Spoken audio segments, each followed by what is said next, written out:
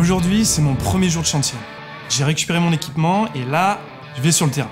J'étais un peu stressé, mais Thierry, le chef de chantier, était là pour que tout se passe bien. Bon Robin, tu vois, sur un chantier, il y a plein de choses à faire, mais attention, c'est aussi très dangereux. Donc il faut que tu apprennes en priorité, c'est travailler en sécurité.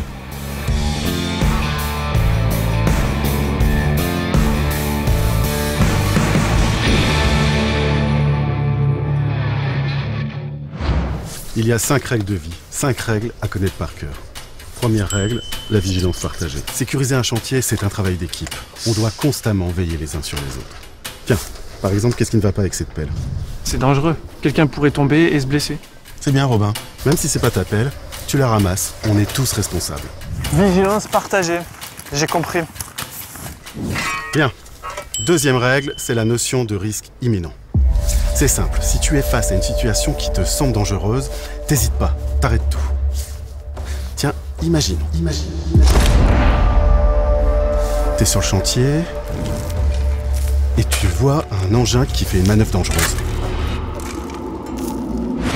Hey, stop! Stop!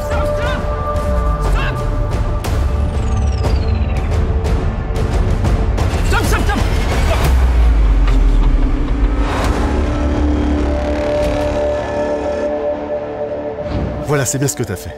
T'as évité une situation bien plus grave. En cas de risque imminent, tu dois tout de suite intervenir. Et tu alertes ensuite ton responsable. Tu ne dois jamais hésiter. Il faut toujours comprendre comment c'est arrivé et comment on évite que cela se reproduise. Tiens, on va revoir la scène.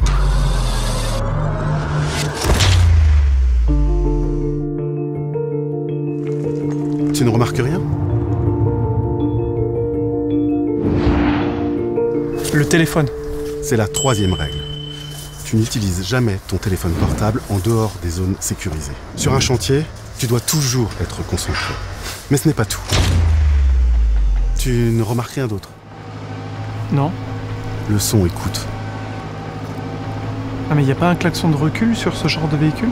Exactement. Il y a beaucoup de dispositifs de sécurité sur nos équipements. Et le klaxon de recul en fait partie. Ils sont là pour nous protéger. Donc il ne faut jamais les modifier, ni les désactiver, ni les chanter. C'est la quatrième règle.